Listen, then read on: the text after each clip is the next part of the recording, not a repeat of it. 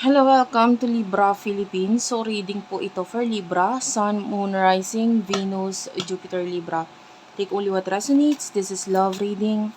Sa mga hindi pa po nakaka-subscribe, pa-subscribe na lang guys. And if you want, pwede kayong magpa-personal reading sa akin, tarot, astrology, and palm reading. Meron pang available, pero limited po ito, no? Yung availability, so sana makaabot ka pa. Doon sa TikTok shop, guys, check mo na lang yung crystal bracelet. Okay? Yung TikTok shop is binago na ngayon eh. Unipree na yung name. Unipree.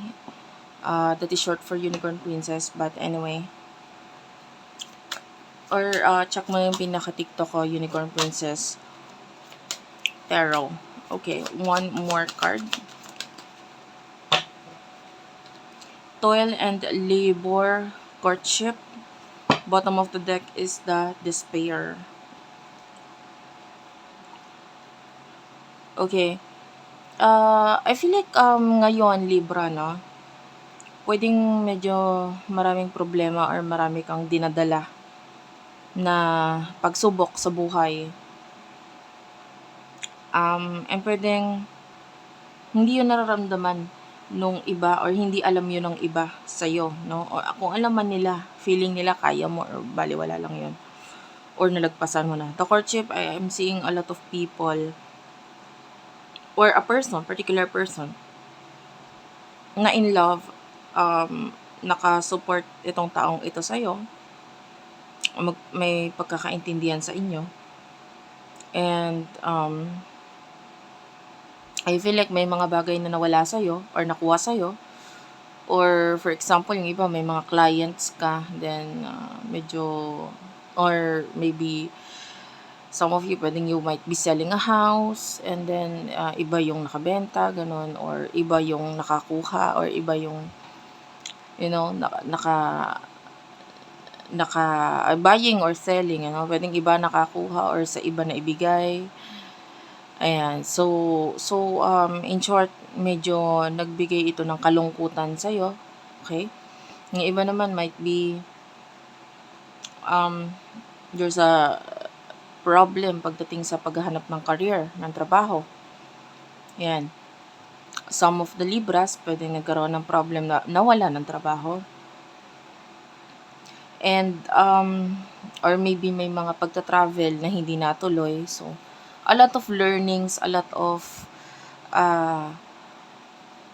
problem pagdating sa larangang ito. But, there's a person who is always by your side na nakikita natin, trying to protect you, guide you, and kahit papano yung emotions mo pagdating sa usaping finances or problema sa pera ay naiibsan dahil dito.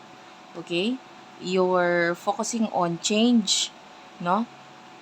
Or trying to look forward na magkaroon ng pagbabago pagdating sa situation mo ngayon.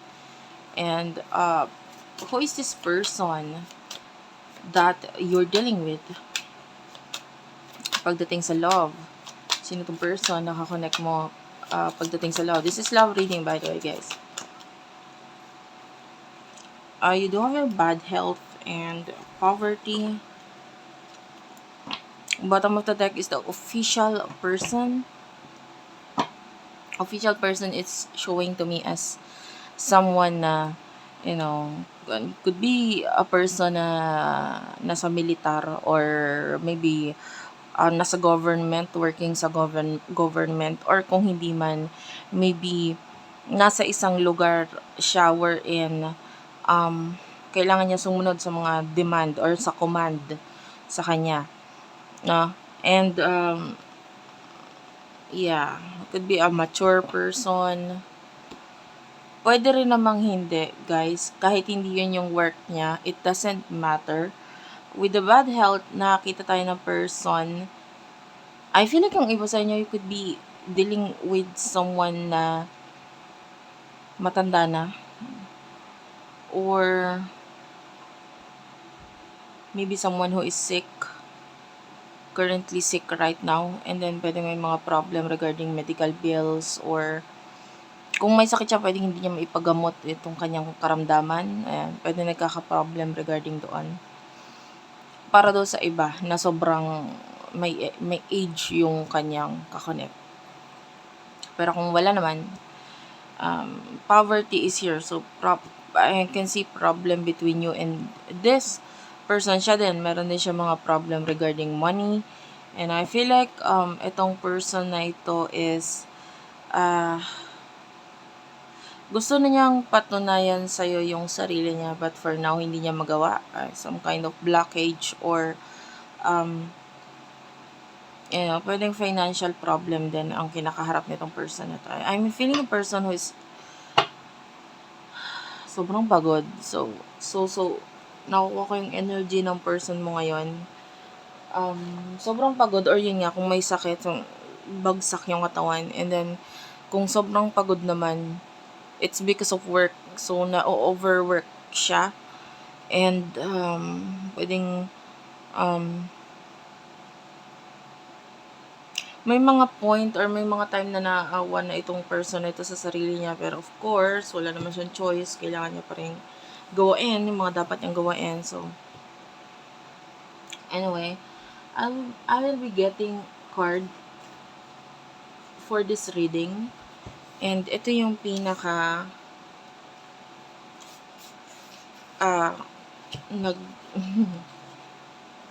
nagpaparamdam sa akin na card. Usually, nagre-ready na talaga ako ng card na gagamitin, no? Kada magre-reading. Pero,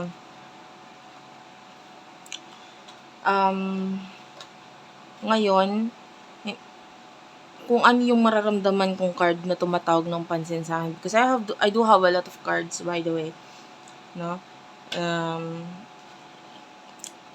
Kaya, medyo pagbigyan mo lang ako ng time sa pag-aayos.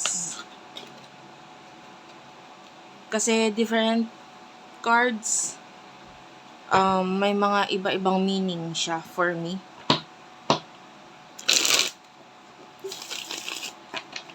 So, depende sa image. So, kung ano yung image na or card na magbe-best, tumatawag ng pansin sa akin, maaaring yun yung nandun yung message for you. Okay, let's start. Libra. Sun, Moon, Rising, Venus, Jupiter, Libra. Oh my gosh. Sobrang pagod yung energy na nakukuha ko talaga. I feel like this could be you. Kasi actually, pwede magkapalit-palit ang reading. So, pwedeng ikaw ito sa part na ito. Parang, maybe while you are watching, pagod na pagod ka. And, pwedeng galing sa trabaho, ganun. Medyo mahirap din po talaga ang tarot reader or itong guidance na ginagawa ko na. Dahil na-absorb ko yung mga energies. And I'm not just reading the cards. In a way, nahihil ko rin yung mga person na nakakausap ko. Kasi in a way, pwedeng napapalitan yung energy ninyo, kung kayo ito na napapagod after a couple of pahinga, mararamdaman ng iba sa inyo, pwedeng parang nakakagaan ng pakiramdam. Kaya yung iba sa inyo, ewan ko, pwedeng nakikinig na lang just to, pampalipas ng oras, pero mararamdaman mo after nung pahinga mo na yun, medyo gagaan yung pakiramdam mo. It is because pinapalitan ko po yun ng energy ko. So, kakapalit nun yung sa akin po ang na-absorb. Or, medyo mahirap po. Anyway, the Sun and the Eight of Wands. One more card. Three of Swords. King of Wands. Knight of Wands is also here. Hindi ko ito kukunin, guys. But I just saw the card of Hermit. That is Virgo energy. So, pwedeng ang kakonect mo ay Virgo. Okay. Six of Pentacles, Four of Swords, King of Cups.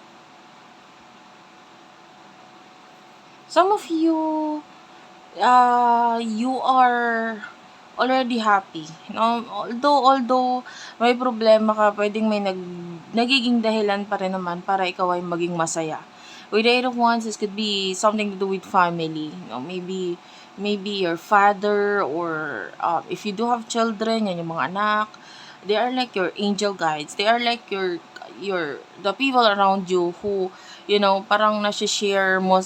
Some of you, this could be friends, so pwedeng nasi-share mo yung mga personal na bagay na, yeah, some of you, that those are friends na pwedeng nasi-share mo sa kanila yung mga bagay na pinoproblema mo, or in a way, yun nga, pwedeng nahi-heal ka rin through this sa kung ano man yung mga problemang nararamdaman mo. Some of you, if these are children, of course, yeah, may nakikita tayo dito mga maliliit na angels. So those are angels na talaga nagpapasaya sa'yo, and those could represent as kids, or yeah, some of you, if you're a teacher, yeah, nakakita rin tayo ng ganon.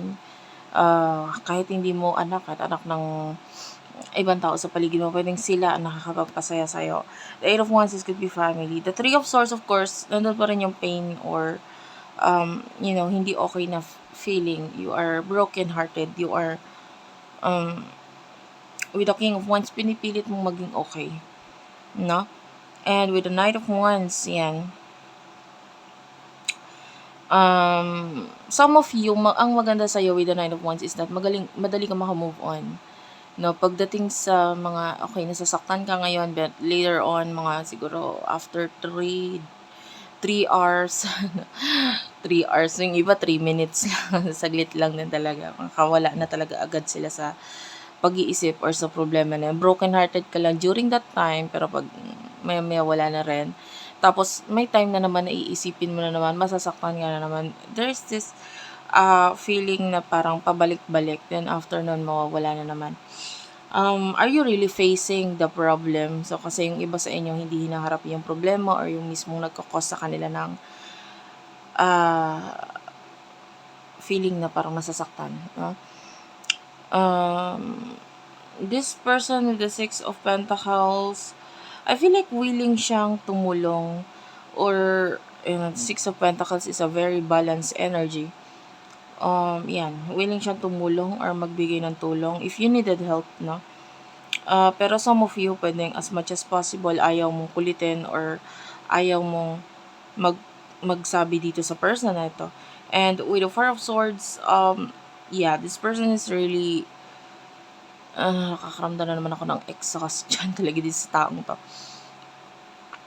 Sobrang pagod siya. So, and I can see na pwedeng after pa nung kanyang, if you're dealing with work or career, if you're dealing with a person na talagang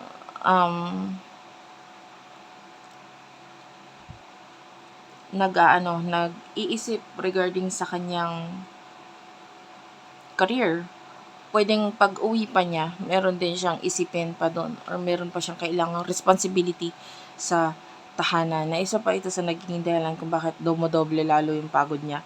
The King of Cups, this is a loving person. And tell me about this.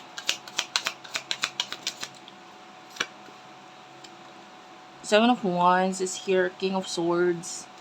And Seven of Swords, ayan. Bottom of the deck is the Ace of Swords. May mga naiisip itong person na ito. As much as possible,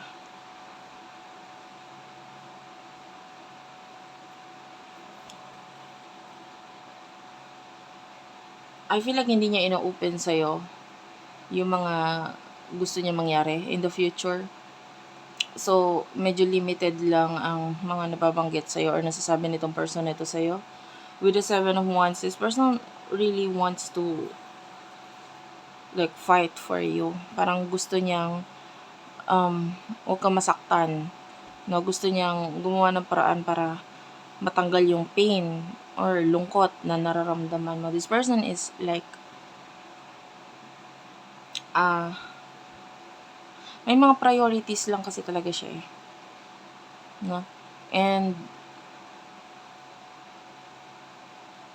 whatever your pain is, pwedeng itong person na to is willing to listen. No, kung i-share mo sa kanya kung nasasaktan ka, etc. I'm here, I'm willing to listen, ganyan. Ito yung tipo ng tao na hindi siya papayag na may nananakit sa'yo. So, kaya lang, pagdating doon sa point na wala naman siya magawa dahil yung pain na nagiging dahilan kung bakit ikaw ay nasasaktan ay hindi naman niya kayang labanan. At least mo lang kahit sabihin mo sa akin, okay lang. Parang ganun. I'm here to help you na maibsan yung pain na yun. Anyway, what will happen in the future for you?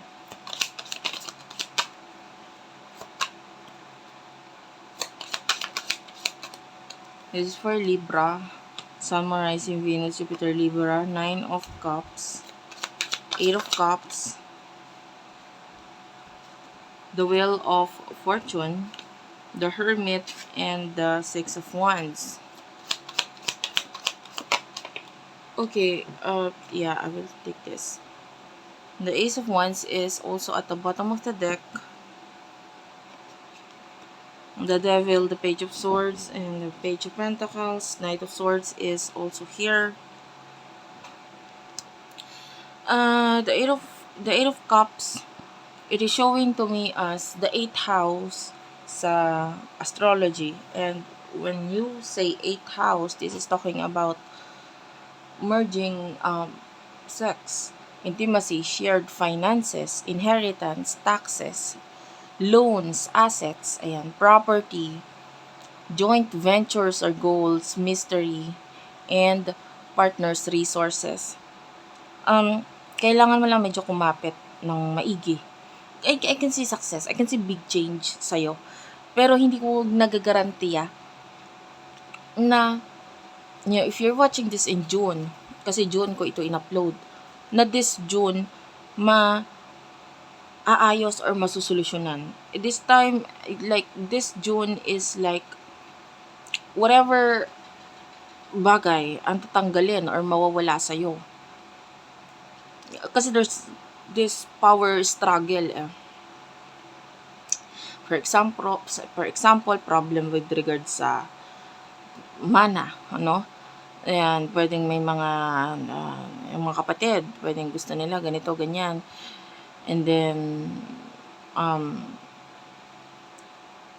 kahit hindi malaking bagay, kahit maliitan lang, halimbawa there's someone in your family na nawala, and then mga pamangkin or mga apo gustong, sa akin na lang tong table, ganyan, as simple as that. And then of course pwedeng magkaroon ng hindi maganda pag-uusap regarding doon, pag-aaway, pagtatalo, because maaring may makita kang bagay na importante or gusto mo, and then pwedeng magkaroon ng iba rin na may naghahangad ng may naghahangad ng gusto nila rin itong bagay na ito. So with the Hermit, and this is talking about home, but the 6 of Wands, as much as possible, this is with regards to people na pwedeng parang gusto nilang kunin yung place mo, or gusto nilang, this is mga naiinggit, hindi mawawala yan this June. So and I can see big change and success for you, especially with the 9 of Cups. This is you getting a lot of awards, a lot of success, a lot of recognition. Pero palagpasin mo muna si June kasi talagang medyo may mga conflict, no? And with the 8 of Cups, ayan, the 8 of Cups is regarding the future. Medyo nakikita natin na meron kang mga something na importante na mawawala, or yun nga, pwedeng nangyayari na nga ngayon, something na hindi mo naman pinalagpas kasi some of you pwedeng ginrab mo si opportunity, it's just that hindi siya para sa'yo. So you need to heal from that, no? Spiritually, a lot of healing ang kailangan mong gawin. Some of you, it's okay or mas maganda if you would just stay at home this time And kasi in the future, no, sabi ko nga, may malaking pagbabago pero around June, medyo mabigat ang feeling. So anyway, someone is crying over you, someone is, feeling na you are already happy. May mga realization tong taong to. Sobrang naiiyak siya. And itong person na ito could be a person na malaki ang panghihinayang sa mga pagbabago or sa mga nangyari sa inyo. And I feel like this person, hindi siya aware about doon kasi masyado siya naging immature. Like yung mga actions niya in the past, feeling niya masyado siya nagmadali or may mga ginawa siya to break your heart. But unfortunately, ngayon niya na-realize na siya pala yung nasasaktan dito sa mga pinagagawa niya. The devil is here. This is a person na pwedeng nagpakita ng being masculine, being a person na who is walang pakialam kuno. This is a person who, I can say a father, pero kung naging tatay, pwedeng hindi nagpakatatay, ganon. Parang ganon. And or, maybe a person na mother or father figure. But anyway, or maybe parang yun nga, parang walang naging pakialam sa'yo. Take only what resonate. But, medyo,